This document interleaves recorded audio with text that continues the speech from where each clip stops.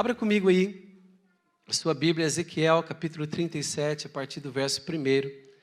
Ezequiel 37, a partir do versículo 1. Eu quero dar as boas-vindas também àqueles que estão conosco hoje aqui pela primeira vez, e as boas-vindas àqueles que nos acompanham pela transmissão online. Eu vi lá que tem um bom grupo de dispositivos eletrônicos. Eu não posso dizer um bom número de pessoas, porque em cada dispositivo pode estar mais do que uma pessoa assistir. Há uma irmã da igreja que todos os domingos ela liga a transmissão e coloca na televisão da casa dela. Com um aparelho só já são 4 ali assistindo. Outras famílias são 5. Então, nós temos aí muita gente nos acompanhar pela transmissão do Facebook, pela transmissão do YouTube. E é assim, o reino de Deus avançando para a sua glória e honra. Quem pode dizer amém, amém? Amém. Glória a Deus. Ezequiel 37, a partir do verso 1, diz assim a palavra do Senhor. Veio sobre mim a mão do Senhor. Ele me levou pelo Espírito do Senhor e me deixou no meio de um vale que estava cheio de ossos. E me fez andar ao redor deles. Eram muito numerosos na superfície do vale e estavam sequíssimos. Então me perguntou: filho do homem, acaso poderão reviver estes ossos? Respondi: Senhor Deus, tu sabes. Disse-me ele: profetiza estes ossos e dize-lhes: ossos secos, ouvi a palavra do Senhor. Assim diz o Senhor Deus a estes ossos: eis que farei entrar o Espírito em vós e vivereis. Porei tendões sobre vós, farei crescer carne sobre vós estenderei pele, porei em vós o Espírito e vivereis. E sabereis que eu sou o Senhor. Então profetizei segundo me for ordenado. Enquanto eu profetizava, houve um ruído, um barulho de ossos que batiam contra ossos, e se ajuntavam cada osso ao seu osso. Olhei e eis que havia tendões sobre eles, e cresceram as carnes, e se estendeu a pele sobre eles, mas não havia neles o Espírito. Então ele me disse: profetiza o Espírito, profetiza, ó filho do homem, e diz-lhe: assim diz o Senhor Deus, vem dos 4 ventos, ó Espírito, e assopra sobre estes mortos para que vivam. Profetizei como ele me ordenara, e o Espírito entrou neles, e viveram e se puseram em pé, um exército sobremodo numeroso. Quem pode dar uma salva de palmas para a palavra do Senhor? Glória a Deus, aleluia, aleluia. Vamos ver aqui uma tentativa de reprodução disso.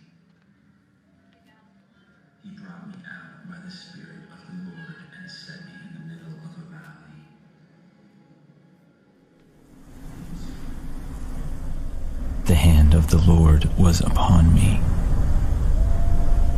He brought me out by the Spirit of the Lord and set me in the middle of a valley.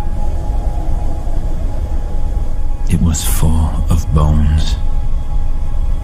He led me back and forth among them, and I saw a great many bones on the floor of the valley. He asked me, Son of man, can these bones live? I said, O sovereign Lord, you alone know. Then he said to me, prophesy to these bones and say to them, dry bones, hear the voice of the Lord. I will make breath into you, and you will come to life. Then you will know that I am the Lord.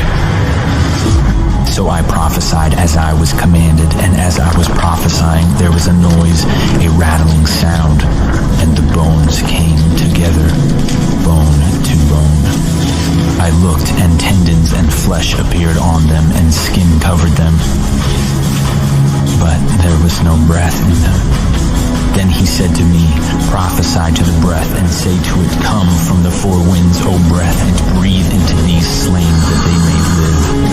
So I prophesied as he commanded me, and breath entered them. They came to life and stood up on their feet, a vast army.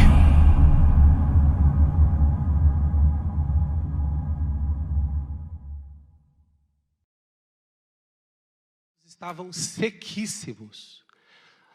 Imagina um vale, e a quantidade de ossos era muito superior à que nós vimos aqui nesse vídeo.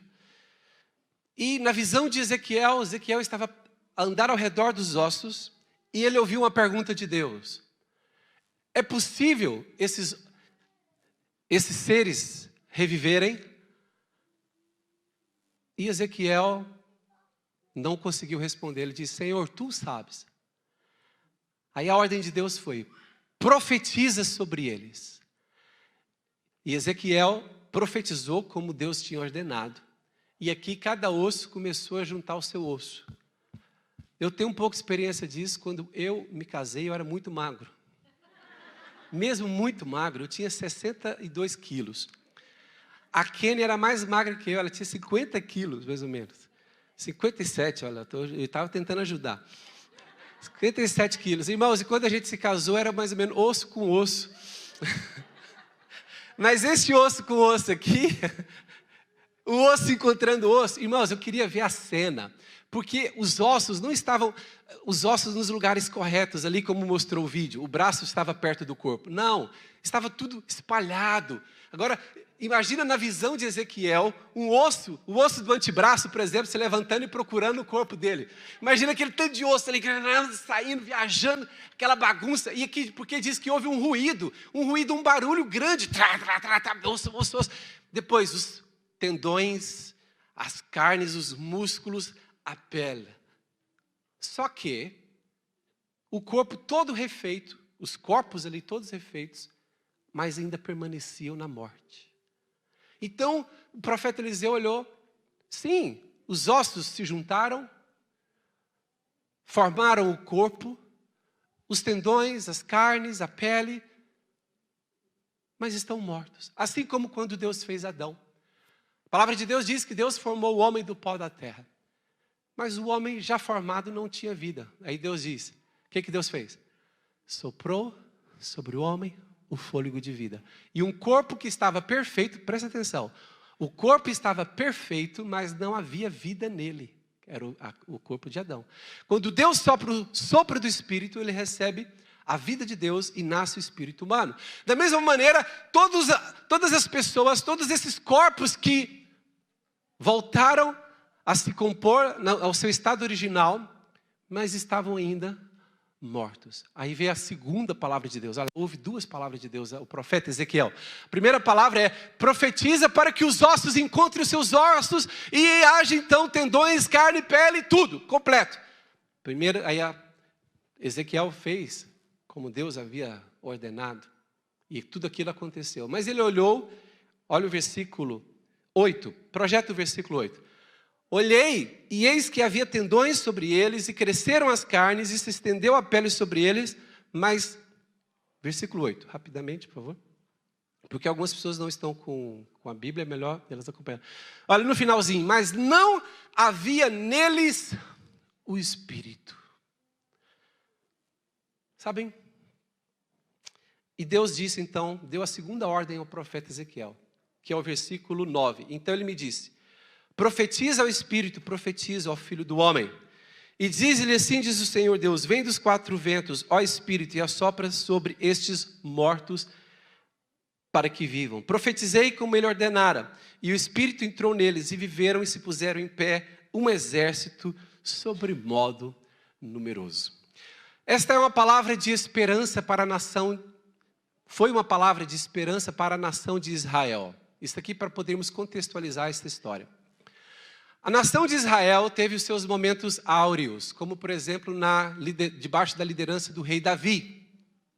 O rei Davi trouxe de volta a Arca da Aliança, o rei Davi estruturou a nação, o rei Davi preparou tudo para que o seu filho Salomão pudesse construir o templo. Salomão pegou riquezas que Davi havia deixado e multiplicou-as com sabedoria. Então, a nação de Israel passou por momentos de riqueza, de prosperidade, momentos áureos. Mas esta nação, na sua época de prosperidade e riqueza, esta nação foi se distanciando de Deus com pecados e com coisas erradas, quebrando princípios espirituais, até o ponto em que eles foram levados cativos pela força da Babilônia, pela força do Império Babilônico. Jerusalém foi destruída, a nação foi desfeita, muitos morreram ali naqueles dias de destruição. Alguns sobreviveram, mas ficaram dispersos. Alguns poucos foram levados como cativos para a Babilônia para trabalharem como escravos. Ou seja, a nação estava dissipada. E quando Ezequiel estava buscando a Deus, Deus deu-lhe esta visão do Vale dos Ossos Secos. Esta visão tem a ver com a realidade da nação de Israel da época. E é importante nós entendermos, quando nós estudamos a Bíblia, nós primeiramente temos que entender em que contexto primário esta história foi escrita. Esta visão de Ezequiel, qual era o contexto, qual era o propósito, o objetivo primário. Mas depois, a gente compreendendo isto, nós podemos trazer para a nossa realidade agora, atual, e podemos aplicar nas nossas vidas práticas, nas nossas vidas agora, atualmente. Então, esta é a riqueza da Bíblia. Mas primeiro você tem que compreender o significado inicial, o significado primário. Depois você tira os princípios espirituais daquilo e pode aplicar à sua vida. E nesta manhã, eu quero aplicar esta história, que tem a ver com a nação de Israel, mas nós já, pelo menos eu acho que ninguém aqui é israelita, ou judeu, nós vamos falar o que Deus quis passar nesta história, que tem a ver conosco, que pode ser aplicado para a nossa realidade agora, que tem a ver com a minha vida, com a sua vida, com a vida da igreja, do povo de Deus. Quem quer receber a palavra do Senhor em nome de Jesus? O tema da palavra é sopro Espírito. Nós precisamos tanto da vida de Deus, do sopro do Espírito Santo.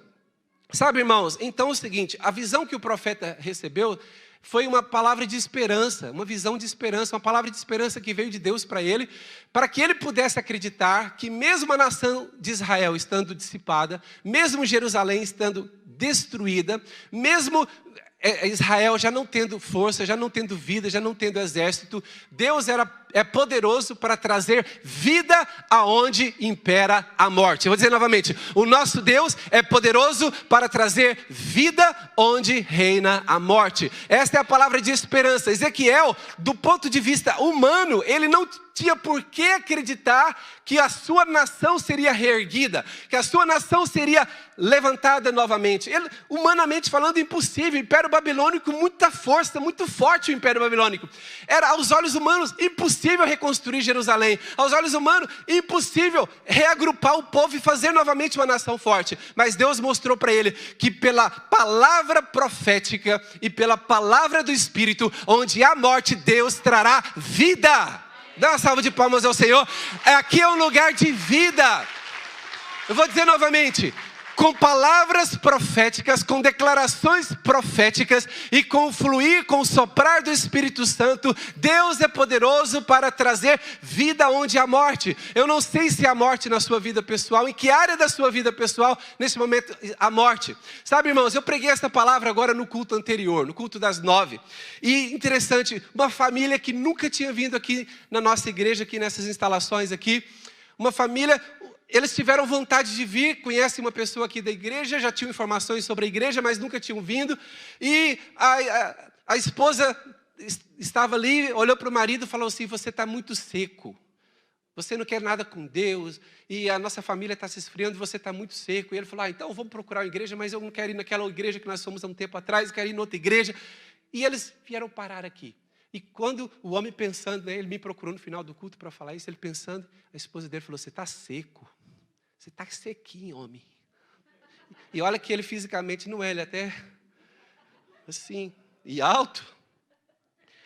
E ele disse que quando eu começo a pregar, falar sobre ossos secos, ele falou assim, é para mim a palavra. No final ele me procurou e por incrível que pareça, nós já nos conhecíamos há 22 anos atrás. Ele já tinha vindo na nossa igreja lá no início. E ele foi falando, eu fui lembrando. Eu falei, que coisa linda, maravilhosa. Mas ele não sabia que nós já estávamos aqui nesse prédio. Sabem, queridos irmãos, o nosso Deus, ele vai trazer, ele tem poder para trazer vida onde há morte. Onde há morte? Onde há sequidão na sua vida? É a família. A família está tudo bagunçado, está tudo... É um vale de sequidão. Ou é a sua vida espiritual? Você não consegue orar? 2 minutos. 2 minutos você orou tudo que tinha que orar. Falou, amém, Senhor, terminou minha oração. Alguém fala, ora mais 2 minutos. Ele repete o que ele orou antes. Você está seco o quê? Você não consegue louvar a Deus? Você vem aqui na igreja, todo mundo está a louvar o Senhor, você está seco, está frio espiritualmente. Como que você está? Qual é a área da sua vida que virou um vale de ossos secos? O seu casamento? Quando você pensa no seu matrimônio, Você pensa o quê? No Vale de Ossos Secos tem morte ali no seu casamento? Ou é algo familiar? Ou é a sua vida financeira? Virou um vale de ossos secos? A sua saúde física? A sua profissão, a sua carreira? Esta palavra, esta visão que Deus deu a Ezequiel é uma visão de esperança, é uma palavra de esperança. Diga assim comigo, esperança.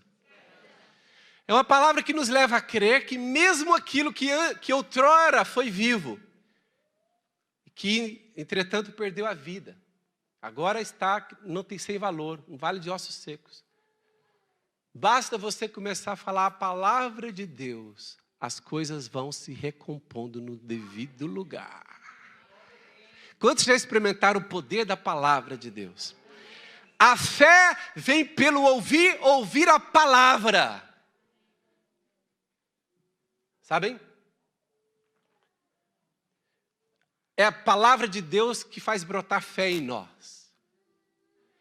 As circunstâncias, os problemas, os acontecimentos em nossas vidas, se nós nos agarrarmos a eles, eles vão produzir em nós medo. A palavra, a declaração profética, a palavra vinda de Deus, ela produz em nós fé, esperança, confiança. E como então você pode saber se você está dando mais valor às circunstâncias, aos acontecimentos da vida, ou mais valor à palavra de Deus? Se o que é maior dentro de si é o medo ou é a fé? Há pessoas que elas permitem que o medo seja implantado no seu interior, na sua mente, na sua alma. Olha aqui, todos nós somos vulneráveis ao medo. Eu sou vulnerável ao medo.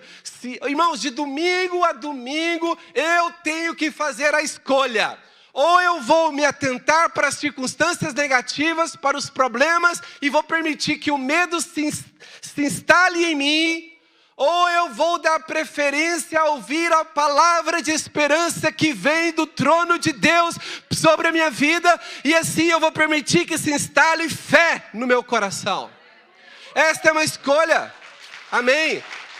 Esta é uma escolha que eu faço todos os dias. Eu vou ter que fazer hoje à tarde, eu vou ter que fazer amanhã de manhã, eu vou ter que fazer terça-feira, porque muitas vezes aquilo que está diante dos meus olhos não é bom, não é positivo, as circunstâncias não são boas, mas se eu me agarro a isso, eu vou permitir que o medo entre em mim, e o medo é a fé no mal. Medo é fé. Quem sabia que medo é fé? Medo é a crença de que tudo vai correr mal. Medo é uma fé negativa, é uma fé no mal. Mas a esperança é uma fé que vem, a fé que nos leva a acreditar que Deus tem poder para trazer vida aonde há morte. Quantos que viram o vídeo essa semana da ressurreição de uma bebê? Quem viu esse vídeo aqui? Circulou por aí o vídeo de uma bebé que faleceu no hospital, e a médica ia levar já o bebé, que ela viu, morreu, e ela disse mesmo para a mãe, morreu, vou levar. A mãe falou assim, dá-me só um minuto. Aí ela pegou no colo o bebé e começou a louvar a Deus. Eu acho que aquela música, queremos o teu nome engrandecer. Quando ela começa a louvar a Deus, a médica está assim, olhando para a mãe, adorando a Deus, com a criança morta no colo. Enquanto ela canta, queremos o teu nome engrandecer, uns 20 segundos depois a criança começa a chorar. A médica faz assim, assusta. Sabem, essas coisas nos impressionam. Porque muitas vezes nos esquecemos quem é o autor da vida. Quem é que soprou o fôlego de vida no homem? Quem é que sustenta a vida? Deus sustenta todas as coisas pela palavra do seu poder. Quando Jesus andou sobre as águas, alguém pode pensar assim, as águas estavam a sustentar os pés de Jesus. Mas o autor aos Hebreus escreveu de outra maneira. Ele é que sustenta todas as coisas pela palavra do seu poder. Era Ele que estava sustentando as águas do mar. Ele é que sustenta a natureza. Ele mostrou aquele poder para Ezequiel. Os ossos vão se juntar aos ossos, vão nascer ali os tendões, as carnes, os músculos, a pele. E depois o Espírito Santo virá e vai trazer vida nova àqueles ossos secos. Olha aqui, preste atenção aqui. Quando você está no vale de ossos secos, só tem duas hipóteses, duas opções. Ou no vale de ossos secos, ou você é osso, ou você é profeta. Fala para a pessoa que está ao seu lado. No vale de ossos secos, ou você é osso, ou você é profeta. Quem quer decidir ser profeta aqui hoje? No vale de ossos secos, se você estiver morto também, você é osso. Muitas vezes na igreja, no vale de ossos secos, tem muitos ossos. Mas tem que ter profetas para declararem profeticamente que eles vão receber a vida de Deus. Não importa, se alguém assumiu aí, eu sou osso mesmo, pastor, virei osso. Mas aqui nessa igreja tem profeta para trazer vida à sua vida, em nome de Jesus. Esse culto faz parte desta obra de Deus na sua vida. Quem pode dizer amém? Glória a Deus. Mas é interessante que Deus trabalha da sua própria maneira. Interessante que Deus trabalha a sua própria maneira. Interessante que a ordem profética, a primeira ordem profética que Deus disse para Ezequiel proferir, era uma ordem simplesmente que tinha a ver com estruturação das coisas, organização das coisas. A primeira ordem é: ossos, encontre os seus ossos. Tendões apareçam, carne apareça, pele surja. Presta atenção. A primeira declaração profética que Deus ordenou a Ezequiel tem a ver com estruturação, com organização. Deus primeiro organiza e só depois Ele traz unção. Primeiro Ele organiza, depois Ele coloca a vida. Assim foi com o primeiro homem. Deus primeiro formou e depois soprou o fôlego de vida. Aqui cumpre a mesma ordem. Eu quero dizer para você o seguinte: na sua vida, Deus vai estruturar as coisas no plano natural e depois vai ministrar o sobrenatural, a unção e a graça e a vida. Você precisa organizar a sua vida financeira, amém? A sua administração, você precisa organizar a parte da sua saúde física, você precisa organizar, colocar isso em ordem. Você precisa colocar a sua família, o tempo, tudo em ordem. E se você começar a declarar, fazer declarações proféticas, Deus vai ajudar, você não vai fazer isso sozinho. Você vai reorganizar as coisas da sua vida com a graça, com o poder de Deus. E quando as coisas estiverem bem organizadas, Deus vai soprar o Espírito e vai ter alegria, vai ter paz, vai ter vida, vai ter gozo, vai ter deleite no nome de Jesus. Quem pode dizer amém? Amém? Deus estrutura o natural e depois traz o espiritual, traz a vida. Eu quero dizer o seguinte: no que se refere à igreja é igual. Eu já apliquei, Ezequiel, esse texto aqui do Vale dos Ossos Secos, já apliquei a sua vida pessoal. Agora eu quero aplicar a vida da igreja, a vida da nossa igreja, aqui em Sintra. Eu quero dizer o seguinte para você: as áreas da nossa igreja que estão parecidas, se estiverem parecidas com o Vale de Ossos Secos, como que nós vamos alterar o quadro? Primeiramente, vamos usar o aprendizado aqui com esta visão do profeta Ezequiel. Deus deu duas ordens ao profeta. Quais foram elas? A primeira: declara que as coisas vão se reorganizar. Depois que elas estavam todas reorganizadas, qual foi a segunda ordem que Deus deu ao profeta Ezequiel? Declara para que o Espírito sopre. Diga assim comigo: sopre, Espírito. Para que os corpos mortos recebam o quê? Vida. Então presta atenção. Ponto A aqui. Declarações proféticas para as coisas se reorganizarem. Segunda parte. Declaração profética de que virá o sopro do Espírito e virá a vida de Deus, vai nos encher poderosamente. Quantos podem dizer amém? No que se refere, então, à vida da igreja, sabe que há algumas igrejas que elas sobrevalorizam a organização natural, a estruturação das coisas. Olha, eu já visitei igrejas, irmãos, em que elas são estruturadas, muito bem estruturadas. Você vê a ordem, os planos, o organigrama, a ordem das coisas, o planeamento, aquela coisa, a igreja super estruturada. Aí eu chego no culto da igreja, uma organização tremenda, eu chego no culto da igreja, parece que está seco, parece que não tem vida, está faltando unção, está faltando graça de Deus, mas a igreja é super organizada, super estruturada. Por outro lado, eu já fui em igrejas que não tem estrutura nenhuma, é uma bagunça a igreja. A igreja, o culto é para começar às 7 horas, começa às 7h40. Uma vez eu fui pregar numa igreja, eu pensei assim, mas o meu culto não era 7 horas, eu cheguei 15 para 7, o culto começou às 7h40, a igreja toda bagunçada, ninguém sabia quem ia tocar, quem ia fazer não sei o quê, outro não sei o quê, tudo bagunçado. Mas a hora que começou o culto, cura, poder, palavra, unção de Deus, eu falei assim, ô glória! Mas aquela igreja vai ter problemas, porque ela tem muito do espiritual, do sobrenatural, mas ela não tem as coisas estruturadas. Por outro lado, o pecado da outra igreja. Tem as coisas todas muito bem estruturadas, mas não buscaram a vida, o frescor do Espírito Santo de Deus. Irmãos, e qual é o nosso ideal? Qual é o nosso propósito aqui como MCI? Nós não vamos escolher entre um ou outro? O que nós vamos querer?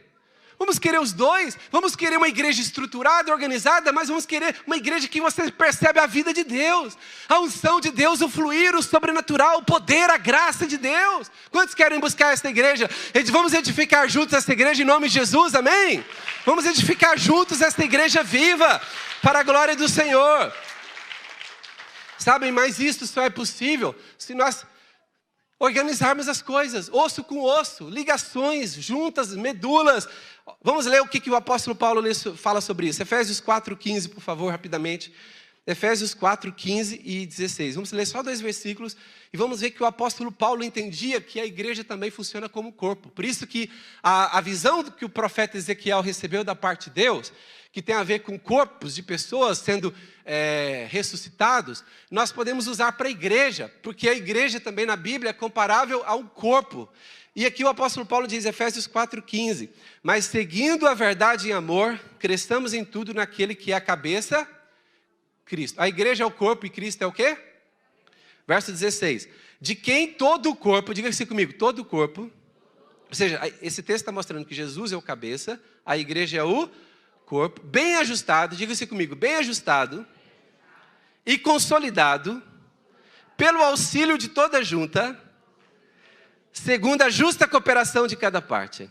Amém. Aí depois fala, se esta igreja se juntar, se as juntas estiverem consolidadas, todo mundo estiver unido, ela vai crescer. Por quê? Porque Deus derrama a sua bênção na unidade. Lembra do Salmo 133? Lembra que quando os irmãos estão unidos, ali derrama o Senhor o óleo, derrama unção. Olha aqui, quando é que o Espírito veio sobre os corpos? Quando eles estavam desmantelados? Foi? Quando é que o Espírito veio sobre os corpos daquele vale, irmãos? Quando eles estavam organizados. Eu quero dizer o seguinte, organização, estruturação faz parte dos planos de Deus para a igreja. Mas estamos a viver numa época muito perigosa, que as pessoas às vezes estão sobrevalorizar o sobrenatural. E nesse sobrevalorizar o sobrenatural estão a incorrer em muitos equívocos. Sabem, nós somos a favor e pregamos em relação ao poder da profecia. Quantos acreditam na profecia? Mas ultimamente um grupo de pessoas começa a profetizar quebrando princípios espirituais. Pessoas que não têm teologia consolidada. Pessoas que não têm conhecimento da palavra de Deus consolidado. Mas chega ali na esquina, profetiza para um. Entra na rede social, profetiza para outro. E assim, pessoas que estão quebrando princípios espirituais, pessoas que não têm firmeza na fé e que não honram a sua igreja local. Sabem? Pessoas independentes, pessoas que não estão sujeitas a uma liderança de uma igreja local, pessoas que querem fazer as coisas à sua própria maneira, do seu próprio jeito. Ou seja, quebrando esta unidade do Espírito que Paulo fala aqui, e que a gente vê também na visão do Vale dos Ossos Secos, o Espírito Santo flui quando há unidade, conexão, ligação, princípios de autoridade. Cristo é o cabeça, mas também há liderança na igreja local. Sabe, irmãos, nós temos que ter cuidado. Olha aqui, nós queremos profetizar na igreja. Eu gosto de profetizar, eu gosto de receber profecia, quem gosta? Mas eu tenho visto tanta coisa que não é de Deus. Tenho visto tanta coisa que é simplesmente manipulação. Pessoas que aprenderam a atrair a atenção de pessoas carentes através de palavras de profecia, de palavras de conhecimento. Elas estão sempre a profetizar só coisa boa que vai acontecer para os outros. Há pessoas que chegam para outra e nem sabem o que a outra está a pedir, a orar, e diz assim, não, tudo que você tiver no seu coração, Deus diz para você fazer, que essa escolha é certa. E a pessoa está decidindo lá que ela vai separar do marido, vai morar com outra pessoa, a outra nem sabe, e ela está falando, só profetiza coisa boa, não profetiza santidade de Deus, não profetiza justiça de Deus e ira de Deus. Sabe, irmãos, pessoas que pregam um pretenso amor, mas um amor que não é o amor que está expresso ali na Bíblia, um amor que também, o amor de Deus inclui disciplina. Quantos entendem que o amor de Deus inclui disciplina? Mas é o seguinte, eu vejo pessoas sem base bíblica, sem temor de Deus, de uma maneira irresponsável. Vê alguém triste, vai ali, começa a profetizar, mas na verdade é porque vê que a pessoa está carente, começa a fazer depois uma manipulação, um controle emocional das pessoas. Havia pessoas na nossa igreja que estavam presas emocionalmente a pretensas palavras de profecia, que eram da carne do homem, não era nada que vinha de Deus. O que o profeta Ezequiel profetizou aqui, ele diz, eu falei conforme Deus me ordenou. Mas sabe, irmãos, isso machuca pessoas. Pessoas falando que vai acontecer uma coisa, acontece outra. E olha que perturbando, sabe, a vida de algumas pessoas, dizendo, olha, a partir da manhã sua vida mudou por completo. E a pessoa pensa assim, amanhã vai ter 100 mil euros na minha conta, o meu marido virou um anjinho com asas. Olha, não entendendo que as coisas funcionam com processo. Deus trabalha com processos. Quem pode dizer amém? Eu gosto de receber profecias, meus irmãos. As profecias me motivam. As profecias são de Deus. O sobrenatural é de Deus. A MCI é uma igreja que busca o sobrenatural, mas um sobrenatural responsável. Não é a pessoa que entra na rede social e diz qualquer coisa para pessoas que nem conhecem, nem sabem o que está acontecendo na vida dos outros. Sai profetizando na esquina, nos cantos aí, irresponsavelmente. Sabe, irmãos, nós somos uma igreja responsável. Nós temos doutrina, nós temos teologia, nós temos ensinamento bíblico, nós temos curso da palavra de Deus aqui nesse lugar. Quem pode dar uma salva de palmas a Jesus?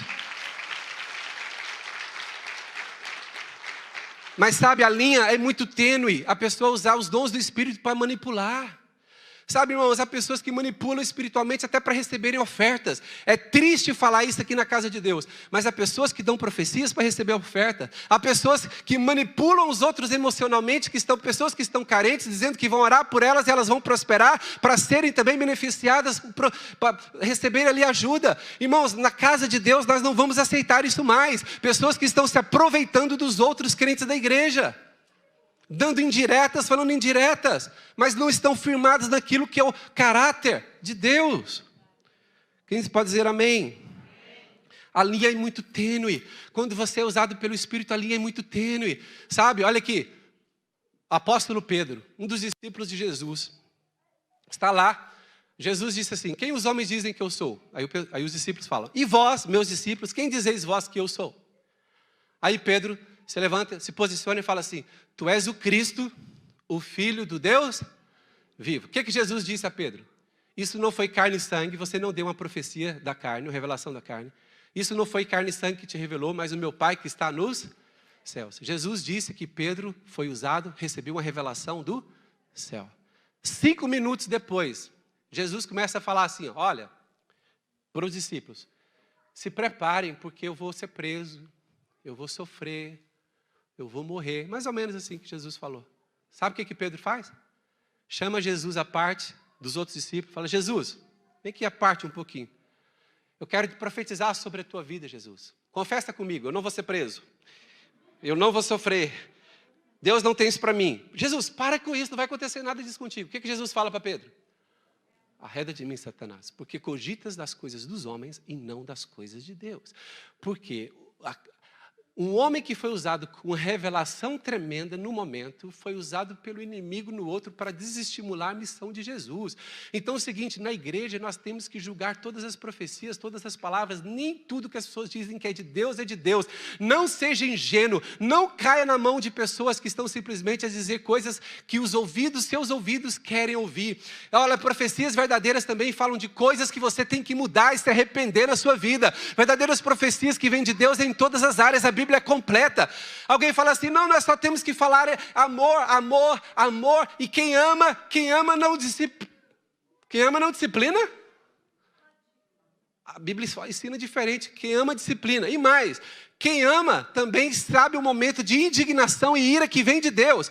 Jesus, ele era o exemplo do amor, mas quando ele chegou no templo e viu os vendilhões do templo ali, se aproveitando das pessoas, o que Jesus fez? Pegou um chicote e o quê?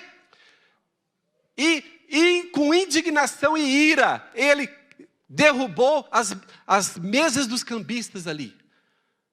Mas Jesus não é exemplo de amor? Sim, mas o amor de Deus inclui ira e justiça de Deus, indignação contra aquilo que é contra o conselho de Deus. O apóstolo Paulo escreveu 1 Coríntios 13, lindo texto sobre o amor. O amor tudo crê, o amor tudo espera, o amor tudo suporta. 2 homens se levantaram contra o ministério de Paulo. Paulo disse assim, eu entreguei-os a Satanás. Vai lá na Bíblia, pode consultar. Está na Bíblia ou não está? Mas não é o apóstolo que escreveu 1 Coríntios 13, que o amor tudo crê, tudo sofre, tudo espera, tudo suporta? Sim, mas é o seguinte, aqueles homens tinham andado com Deus, e eles conhecendo a Deus, eles agiram errado deliberadamente. O apóstolo Paulo deu aquela palavra, Alexandre o Latueiro. Alexandre o Latueiro. Paulo disse, este homem me causou muitos males, mas ele vai ter a paga de Deus. Olha como é que o homem que escreve 1 Coríntios 13, fala que o tal Alexandre, o Latueiro, vai ter paga de Deus. É o mesmo Paulo que escreveu 1 Coríntios 13? É o mesmo Paulo, porque na igreja há amor, mas também há repreensão, há exortação, há disciplina. Não é só colocar a mãozinha e falar, está tudo bem, Deus te abençoa com o seu pecado, com a sua vida, com a sua rebelião. Olha, e há pessoas que apoiam a rebelião porque não entendem os princípios eternos dos conselhos da palavra de Deus. Nós, aqui na MCI, estamos a construir uma igreja séria, responsável, onde o sobrenatural é responsável. Quem pode dar glória a Deus? Louvado seja o nome do Senhor. Outra coisa, a igreja, irmãos, ela precisa ser estruturada como aqueles ossos que foram estruturados. Como Paulo disse em Efésios 4:16, o corpo precisa estar unido, ligado. A igreja local precisa ter uma visão, precisa ter um propósito. E todos que servem essa visão e propósito têm que estar caminhando para a mesma direção, para a mesma visão, para o mesmo propósito. É sim ou não é? Mas é o seguinte, se há alguém na igreja que está como líder, mas está a pensar construir só o seu reino pessoal. Alguém que está aqui na igreja como líder, mas está a trabalhar na sua agenda ministerial pessoal em detrimento do propósito da igreja local. Essa pessoa está a fazer um desserviço ao reino de Deus, um desserviço à igreja local, porque ele está, ao invés de ajuntar, está a espalhar, está a fazer coisas somente para o seu ministério próprio, egoísta, e não está a pensar na igreja como corpo de Cristo, que tem que ser edificado em unidade, numa só visão e num só propósito. Então nós não aceitamos aqui na igreja as pessoas que se unem, que se juntam a esta equipe aqui nesse ministério, é para nós caminharmos juntos com a mesma visão, com a mesma estratégia, com o mesmo propósito. E na unidade Deus derrama da sua graça, da sua bênção, da sua unção. Agora imagina se cada pastor tem uma visão, um quer fazer uma coisa, outro quer para outro. Já viu a confusão que seria? E principalmente pessoas edificando o seu próprio ministério, o seu reino pessoal. Nós não cabe, não serve, porque nós estamos aqui juntos, unidos para a visão que Deus deu a esta igreja, a este ministério, para a glória do seu nome. Dá uma salva de palmas a Jesus. Nós estamos unidos nesta visão. Sabem, mas eu acredito que Deus está a fazer isso nesses dias. Eu acredito que Deus está a limpar a casa. Eu acredito que Deus está a fazer algo lindo, maravilhoso. Porque é o seguinte, quando há unidade, quando há um só coração, um só propósito, não há limite para aquilo que Deus pode realizar. Mas quando as pessoas estão dispersas, cada uma indo para um lado, cada um fazendo a sua coisa, a sua própria maneira. A Bíblia tem um texto que fala assim, não havia rei em Israel, cada um fazia o que queria. Não havia profecia, cada um fazia o que queria. Profecia no sentido de direção, de visão. Sabe, a igreja não é assim. Irmãos, as igrejas que cresceram, as igrejas que viraram mega igrejas, são igrejas que quando alguém entra para servir no ministério tem ordem. A equipe de liderança tem ordem, a equipe pastoral tem ordem. Aquilo as pessoas trabalham debaixo de uma submissão de uma liderança. Não é o que eu sinto de Deus, eu vou fazendo o que eu sinto de Deus porque é para Deus. Nem tudo aquilo que as pessoas falam que é para Deus está honrando a Deus, porque ele não está sujeito à liderança que Deus estabeleceu. São propostas independentes, contrário, que dispersam, são mesmo desserviço à igreja local. Depois a gente tem que juntar os cacos e reorganizar tudo de novo. Irmãos, mas Deus está a nos preparar para um momento lindo. Nós acreditamos que Deus é tão fiel. Deus é tão fiel. Nos últimos 3 meses, o pessoal me trouxe a estatística. Nos últimos 3 meses, a igreja só tem 3 meses, vai fazer agora 3 meses que voltamos aos cultos presenciais. Em 3 meses, sabe quantas visitas tivemos? Os irmãos sabem que nós temos 4 cultos por semana. Quinta e 3 domingos. Em 3 meses, nós tivemos 110 visitantes na igreja. Dá uma salva de palmas a Jesus. Deus está a edificar a sua obra. Deus está a edificar a sua igreja, o seu povo. Mas de uma maneira saudável. De uma maneira em que junta ossos com ossos, os tendões. Cada um está no seu lugar. Cada um está ali unido de coração a Deus. E agora o que nós temos que fazer? Quando Deus vai estruturando.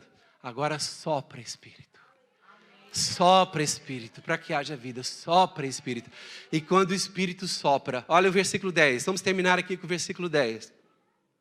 Olha o que diz o versículo 10, que lindo, coisa linda. Esse aqui é o 37:10. Olha que coisa linda. Que depois, os corpos estavam todos perfeitos, mas sem vida, mortos. Mas profetizou como ele me ordenara. E o Espírito entrou neles. E viveram. E se puseram em pé. Coloque-se de pé, exército de Deus aqui. Se alguém estava seco, morto, tem vida agora, em nome de Jesus. Coloque-se de pé. Se colocaram de pé. E Deus olhou, o que viu? O que Ezequiel viu? O que Deus viu? Um exército numeroso. Olha ao lado, olha para o lado, olha lá para a galeria. Dá uma olhada aí, viaje seus olhos. Esse é o exército que Deus está a levantar nesta igreja, que vai frutificar, que vai combater as trevas no mundo espiritual e vai estabelecer o seu governo numa igreja saudável, para a glória do Senhor. Bendito seja o nome do Senhor. E quando os irmãos do louvor sobem aqui, coloque a sua mão no seu peito e diz: Senhor, organiza as áreas da minha vida que estão desorganizadas, que estão baralhadas, confusas. Diz: Deus, organiza a minha vida, Senhor, junta osso com osso, faz nascer tendões, carne, pele, Senhor, e agora sopra Espírito Santo. Quantos querem ver o soprar do Espírito Santo? Quantos querem ver o sobrenatural de Deus? Quantos vão ver o sobrenatural de Deus na igreja? Palavras proféticas que vêm mesmo de Deus, amém? Palavras de cura que trazem cura mesmo, cura de Deus, em nome de Jesus. Sobrenatural, autêntico, verdadeiro da parte de Deus. É o que nós desejamos e sonhamos no nome de Jesus. Quero agradecer os irmãos que têm vindo a intercessão é importantíssima. Os irmãos que vêm meia hora antes de cada culto. Vamos dar uma salva de palmas para esses irmãos que estão a interceder. Isso faz diferença na vida da igreja, no que Deus está a estruturar na sua igreja. Bendito seja o nome do Senhor. Amém. Os irmãos vão começar a cantar, mas deixa-me declarar primeiramente. Levanta as suas 2 mãos. Receba o Espírito Santo. Receba um novo toque do Espírito Santo. Receba a vida de Deus. Nós não estamos aqui só organizados. Nós queremos vida de Deus. Nós não queremos somente estrutura, ordem e organização. Nós queremos isso, mas queremos mais. Queremos vida de Deus. Queremos unção do Espírito. Queremos operar de Deus no sobrenatural. Vem, sopra Espírito, sopra! Sopra Espírito sobre o teu povo, sobre a igreja. Bendito seja o nome do Senhor.